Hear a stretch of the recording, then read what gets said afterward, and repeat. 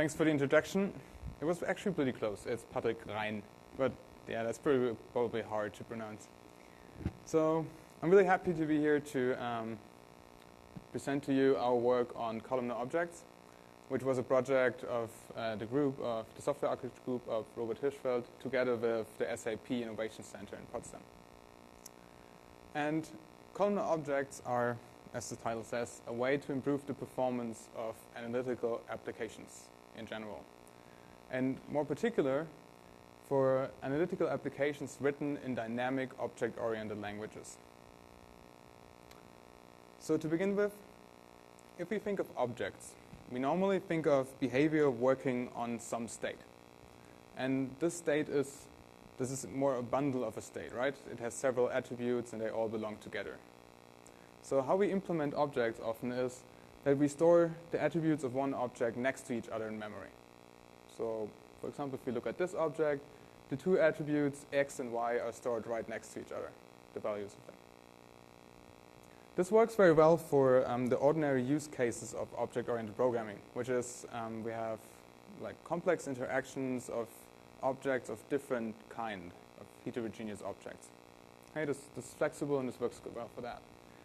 But this does not work very well for analytical applications. And analytical applications, they have one example for that. Is, for example, something like this. This is the ELU algorithm, which is a solution for the problem we saw this earlier this morning in the keynote, actually. It's an algorithm which can rank players in a game. It was originally designed for chess players, and the way it works is we iterate over all the matches happening in this game. And the first thing is we predict the outcome of the match based on the existing ranks of the players. Then we compare this prediction with the actual result of the match, and we use this comparison, what comes out of this, to update the scores of the players. Okay, so we can see several things about analytical applications at this thing. First of all, we're iterating over match objects, right? And they're always the same. They're homogeneous in their structure. They don't change dynamically in this point. And additionally, we only read two attributes, which is the result attribute and the score attribute. And we only read them, right? I mean, we update the score attribute, that's right, but it's not in the original data set of matches. It's updated in a new object. Okay. So if we want to write this algorithm in a dynamic language, like we did here in Python, this gives us a nice, concise description of the algorithm, which is good. But at the same time, dynamic languages typically come at a performance cost because they are optimized for complex interactions. They are optimized for, we have different kinds of objects with different shapes, which might even change at runtime, and they interact in different ways. So if, for example, a developer wants to implement this algorithm for an online multiplayer game where we have tens of millions of matches, and short response time is an important factor, what developers often do, they resort to other execution platforms. For example, analytical databases. They are specifically optimized to do this. Okay, they are optimized to handle large amounts of data and provide short response time on algorithms.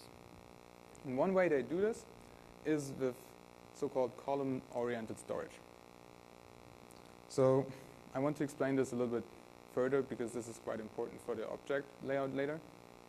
How this works is, in normal databases, if we have a person table with two attributes, age and size, then what we normally do, we store the age and the size together.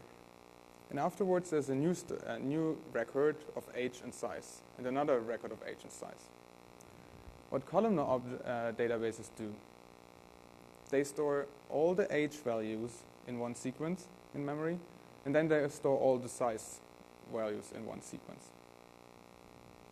What this gives us is better performance when we traverse this attribute, actually.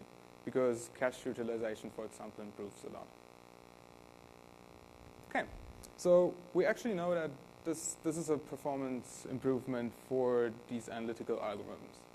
So our idea was to, when we want to write analytical applications in dynamic languages, why not use this column-oriented storage, which is designed for these applications, to improve the execution time of these algorithms in dynamic languages. Okay, so coming back to the thing from the beginning, this is how regular objects look like. It's simplified and generic, but that's principally the way that works. We have an object with two fields, and we have a class which tells it at which position the attributes are. And the columnar object is rotated, basically. Okay, so the class stores arrays of these attribute values, and the object is basically only an index into this array. So if we want to read the y value, we first have to get the y array, and then we use the index to read the value. And at this point, I want to add that this has previously been done. This change from storing all values together to storing the values in arrays has been done by Noff in his PhD thesis in Java, and by Oshima also in his PhD thesis in Smalltalk. The difference is here that they did it with lexical rewriting and ahead of time compilation. So what the result of this was that they had difficulties with tooling, for example. Tooling broke. Like the existing tools were not able to deal with the execution which resulted from this. Okay. So we want to do this in a dynamic way. And the first step to do this, actually, is that objects are really reduced to these two pointers, to these two fields. Like objects are only a pointer to the class and a number. This is it. But this is not enough, because now we've only changed the structure of the objects. We haven't changed the execution whatsoever. So it's only the structure how it is stored. And for changing the execution, we had to use just-in-time compilation. This works like that. This is the normal call we could use to iterate over a number of these objects. So we go over all players and we sum up the score.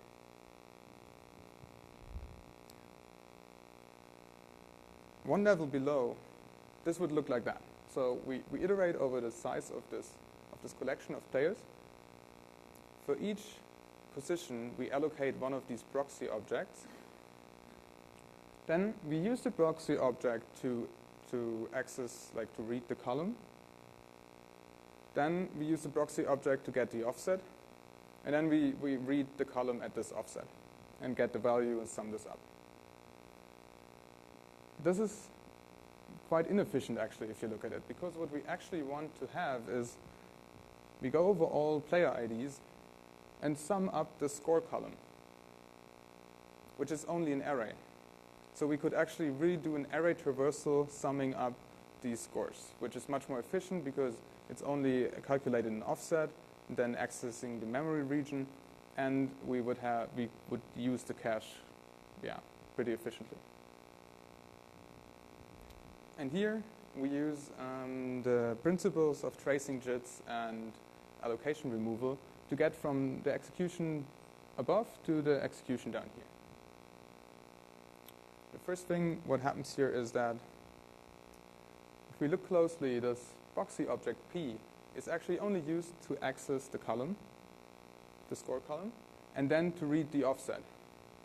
Both of them are actually known in advance, because the score column is the same in every loop, and the offset was set when we created the proxy object. So the just-in-time compiler a tracing just-in-time compiler can detect this, and then with escape analysis and allocation removal can actually create the code down here. So the column is now pulled outside of the loop, and we store it already. We have it in the loop now. And while iterating, we only read the column at the specific offset, which is now an array iteration. And so with just-in-time compilation and allocation removal, already we get this optimized version down here, which is then the array traversal. Good. We implemented this in PyPy, exactly this part. Like, there's more to it, right? This is the central element which makes this work and fast. And we implemented this in PyPy, which is a Python interpreter which has a tracing just-in-time compiler applying allocation removal. That's why it works. And it's called Obsidian and implemented on top of PyPy, which leads to some restrictions. This is how it looks like if you now implement something with Obsidian. So actually only the two class declarations are interesting at this point. We first have to say that this is a columnar object. And then in our prototype, currently we have to add type annotations in the form of type constructors in multiple inheritance. We are not too happy about this at this point, and we think that we could, if we move this to the interpreter level, we could actually mitigate this and build around this, but this is the current state of our prototype. Good. And with this, we then conducted some benchmarks, because I mean the whole point of it was, can we improve the performance of analytical applications, right? This was the whole point of it. So we compared our implementation of columnar objects to a normal runtime of PyPy. These are some of the results. The first one, the ATP algorithm, is an actually commercially used algorithm for determining delivery dates. And the way to read this box plot, by the way, is in each lane you see PyPy on the left and columnar objects on the right.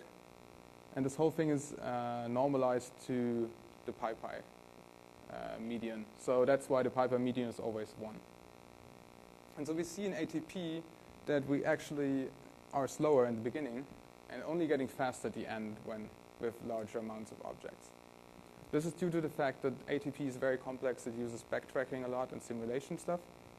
And a lot of the assumptions of the tracing chit are invalidated while executing it. Okay, a better example is the Kaplan-Meier estimator, which is an estimator used to predict the survival rate of patients. And with this algorithm, we actually get pretty good results of up to 3 times faster. And some more. The ELO algorithm, which I showed you in the beginning, is also a good example, which brings us a speed up of up to 2 times. And the last one, the balance benchmark, again, does not really cater to the columnar objects very well. It's again a backtracking algorithm, and we don't know actually what the performance does here. It's not significant in any way. So at this point, we already found out that this columnar objects combined with just-in-time compiler does give improved performance. So further, besides that, what we are thinking about, again, tackling this rift between programming languages and databases. Because at this point, we have objects running on columns, which are the native data structure of analytical databases. So at this point, we might be able to actually use the objects and run them directly on the native columns stored in the database system. The issue here is that the databases don't really like people messing around with their native data structures. So we're still trying to figure out how to access this data in a safe way. Cool. So to sum this up, the columnar object layout, together with tracing just-in-time compilers, improves the performance for large amounts of data and a specific type of algorithms. And we think that based on this work, we could actually, again, tackle this problem of databases on programming systems. Thanks.